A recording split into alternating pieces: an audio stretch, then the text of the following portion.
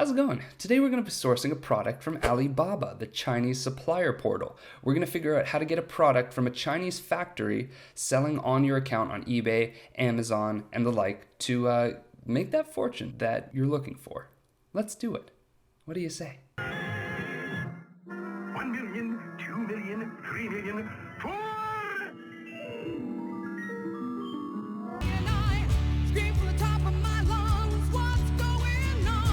So before we embark, I want you to keep these three things in mind. Number one, it's a numbers game. More quotes equals more information equals better decisions.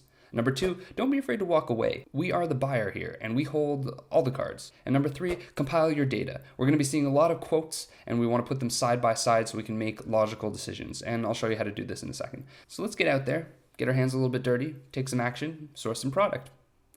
Let's go. Okay, so there are two main ways to get quotes on Alibaba. You can post a buying request, which is like, hey world, this is what I'm looking for. And then you can approach individual suppliers and be like, hey, can you make my thing? And so we're gonna do both. Generally, I recommend posting a buying request first. It kind of helps you articulate what you're looking for and starts working on your behalf while you go out afterwards and actively message suppliers. So we're gonna go to Alibaba.com, get quotations now, and it'll take us to a buying request form. This thing is pretty straightforward. The product name, I recommend that you just stuff with keywords, like to an insane degree, just so it can get found on the other end. It helps suppliers find the request in the first place, and feel free to jump onto the Google Keyword Planner tool if you need some synonyms for the product that you're selling or want to sell. The quantity, if you don't know the cost per unit, it's kind of hard to say, right? But I would say write 500. In the box. No matter what you're doing, write at least 500. You don't want to set expectations too high for the negotiation that is to come, but you don't want them to pass you by writing, say 10 or 50 either. So just pop 500 in the box. You'll sort it out later. Okay, so the details. This is important. When sourcing, never portray yourself as the final decision maker, like the CEO, the president, the founder, the co-founder. You should be a buyer, you should be a purchasing director, a VP of product development. Oh, why? I want to be the founder. Well, because it removes the awkwardness of negotiation. Since you're an employee, you need to adhere to a budget. You have no choice. You have to make the product specs a certain way. You have no choice. And if they're not talking to the sole decision maker, there's some variables that they can't control, which plays to your advantage. It also gives you more time to decide. So you can go away and say, let me consult with the buying department, for example. There's a spot for uploading photos, totally awesome to use. If your product doesn't exist in the way that you're thinking yet, like you have some unique modification, just make a really ghetto Microsoft Paint grafted version of it, a Frankenstein. But just, make sure that you convey the idea. That's the most important thing. It doesn't need to be fancy. I thought I'd save you some time, so here's the sourcing template that you can just pop right into the buying request. Hello, this is Name from Company Buying Department. I'm interested in buying an initial order of your product. If you can manufacture them, please send me an email.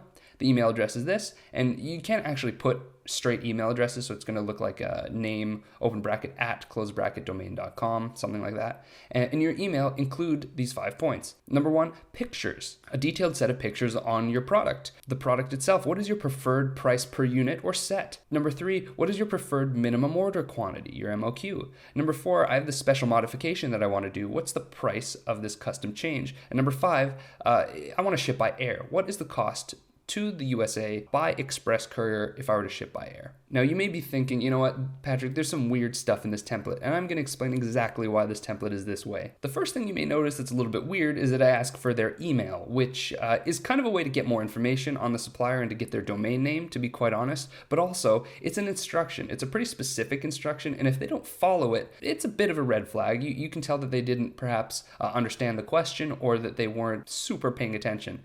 It's not an immediate no, but just be wary of that. The second thing you'll notice is that the questions are all numbered in this buying request because school systems condition people to answer a list of questions in their entirety. If they were to answer question 1, 2, and 3, but not 4 and 5, that would feel wrong. It's way better than having a long-winded kind of text paragraph where questions get lost. I just kept it very succinct, 5 different points, 1, 2, 3, 4, 5, answer them all for me, please. The third maybe thing that was a little odd about this template is I say preferred. I say preferred price and preferred MOQ instead of just price and MOQ in the event that it's high and you need to negotiate it down.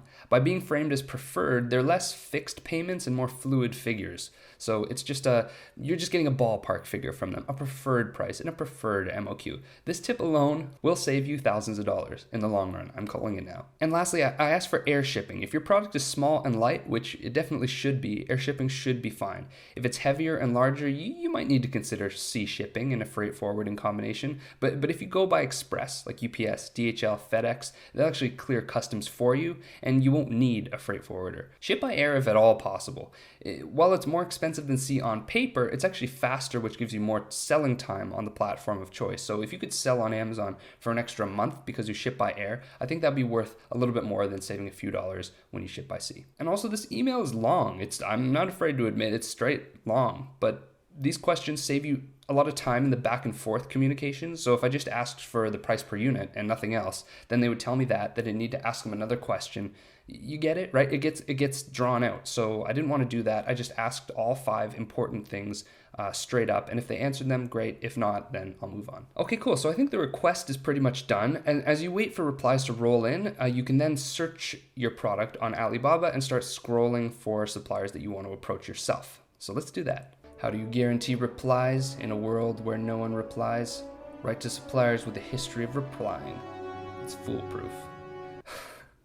Okay, so on the right side of the screen, you'll see a supplier's response rate. And also, Alibaba Trade Assurance handling the payments now shows sales numbers for each supplier. I think this is best illustrated by an example. So let's do flea collar. Private label-ish. It's small, it appeals to a specific niche of pet owners, it's lightweight, it's brandable, it's customizable. Price point may not be there, but if we get a premium one, it's a possible play. So flea collar. Okay, so scrolling down, you'll see various listings, and they have varied transactions and varied response rates. The number of messages that you can send within a period of time is pretty much endless. So, if you're at all interested, send them an inquiry. Why not? It doesn't hurt. All right, I'm going to save you some more time. When you find a supplier that you like, use this template. It's similar to a buying request, but this time we can include our own email address so they can approach us first and save a little bit of time. So, hello, this is Name from Company Buying Department. I'm interested in buying an initial order of the product. If you can manufacture them, please send me an email. Email address. There you go. In your email, please include pictures, product, MOQ, special mod, and the shipping. The same stuff as we asked for in the buying request. I look forward to hearing from you. So-and-so, Patrick from the buying department. It's best to send messages at the beginning of the Chinese business day. So if you're in California, that's 6 p.m. UTC. For New York, East Coast, that's 9 p.m. EST. Too early in the morning and it gets buried, and too late in the day and they're busy working on other stuff. So that's the optimal time. I'd recommend sending messages like this to at least 10 to 15 suppliers, as you have nothing to lose. Okay, so if you've done both of these things, if you posted a buying request and you've messaged 10 to 15 top pick suppliers, good transactions, good response rate, you'll start to get some messages rolling in. And the results will be eclectic. Rather 3 things. You'll see the good, the not so good, and the bad. A really good supplier will get back to you with an email because you asked for an email as per your instructions, so they followed that. And they'll answer the 5 questions point for point. And these guys are excellent. You should treat them well and tell them you appreciate the prompt response. A kind of middle of the road sort of response would be they'll send you an Alibaba message and not an email as per your instructions, or it'll be a generic sort of template asking how they can help you. This is not bad. They did get back to you, so don't discard them, obviously. Just get as much information as possible. Put back to them your 5 questions and collect that data. And then you've got the not so good one. They won't respond, or they will respond, but it'll be like a week later, and maybe they were at a trade show. I don't know. I'm going to give you the benefit of the doubt here. Okay, so we're at the stage now where all this data is just flowing in, so we need a place to organize it. The goal is to get a lot of different quotes for sure, and then you'll get an idea of what the industry average actually is, and you'll get a sense of how this market works, how it operates, and what kind of costs you need to contend with. I want you to put everything in an Excel document. That way it's easy to compare and find red flags, and you don't want red flags unless you're private labeling red flags.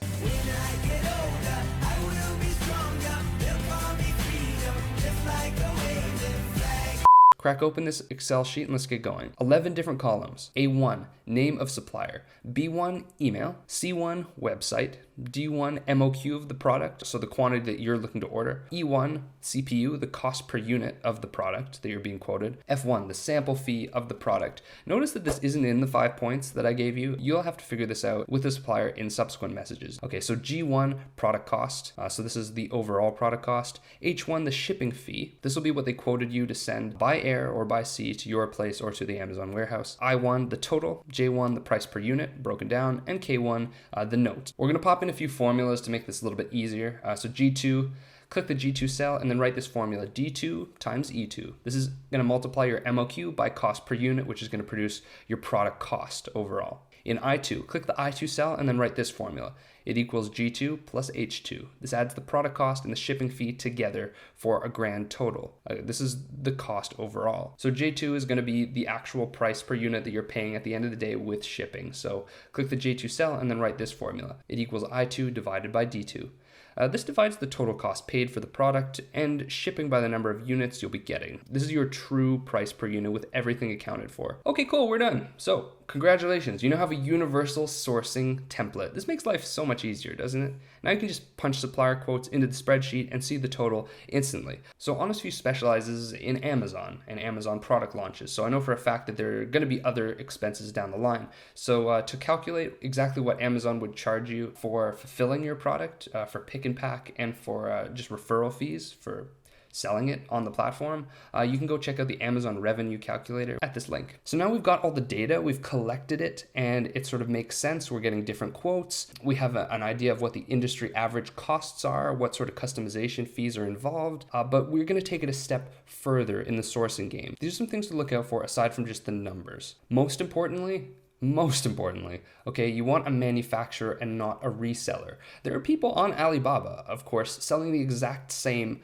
product. And you ask, how can this be? Only one factory produces the product. True, or mostly true, but Alibaba has a ton of resellers on them. So Chinese representatives, through no fault of their own, they need to make some markup on the sale, if you know what I mean. So they're going to charge a little bit more than a factory would. You're not getting it direct from the factory, you're getting it from someone who buys from a factory and then sells to you. So unfortunately for you though, every dollar here cuts into your profit and ends up costing you thousands of dollars in the long run. So here's how to screen out resellers. Photos. Ask for factory and facility photos. Emails. Emails like sales2@companyname.com indicate a factory as opposed to nancy@companyname.com. This isn't always true, but you should be talking to a member of a dedicated sales department, not a one-person production. Once you get a good prospect, you can kind of move to Skype, WeChat, or WhatsApp, one of these instant chat apps, to grill them a little bit more. It's also faster than email. Or you could stage a tour. So tell them that you have a sourcing agent who's in China right now conducting facility tours this month,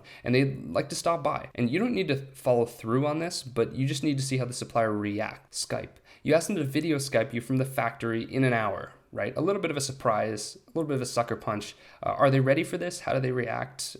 Gauge that. Okay, trade shows. Often on their website or on their Alibaba page, they'll have upcoming events that they'll be attending. If they don't have any of these, that's a little bit sketchy, not a deal breaker, but definitely something to look out for. Documents. This is a really good one. Your supplier should have source documents that only the original factory would have. It's kind of like a birth certificate for a human. So these include quality control documents that vary by industry. So look into CE, FDA, ISO 9001, A Space Odyssey, ROHS, MSDS reports, material test results, etc. And also, they should have the Adobe Illustrator, so .ai or .eps or Photoshop, .psd files for their packaging and instruction manuals. If they don't have this stuff, you gotta wonder why. So branding. Look at the version of the product that all of the factories are selling on Alibaba. Zoom in. Okay, is there a visible brand or logo engraved anywhere? You could often search that brand name online, and that will lead you to the original. Pricing. When you're comparing prices in your Excel document, who has the highest prices? This may indicate who resells since they need to make margin on the sale. Customization options. Factories own the machinery used to make the product, so they can customize more easily than a reseller can. If you ask your supplier to make a custom physical change and they can't, is it because their machinery can't do it, or it's because they don't actually have machines and they're a reseller? And they're reselling it to you, and they're getting some of your margin, and they're reselling, and it's bad. So a supplier sells flea collars, but then they also turn around and try to get you to buy selfie sticks or iPads or Segways. They're a reseller, not a factory. True factories have depth in a really specific area. So for example, we were looking at the flea collars earlier, and here's the page for one of them that was a definite yes. As you can see, they're all about paracord stuff. That's actually all they do. And they can offer footage from the factory floor, which is another good sign. So just from these pages that I've looked at, it's fairly promising, and it looks likely that they are a paracord factory and they can supply you with paracord stuff, but that's about it. And that's actually a good thing. Keep in mind also that a good supplier doesn't necessarily need good English or a good website. Factories, in particular, are notoriously bad at marketing. So you shouldn't discard a supplier based on their English or the look of their website.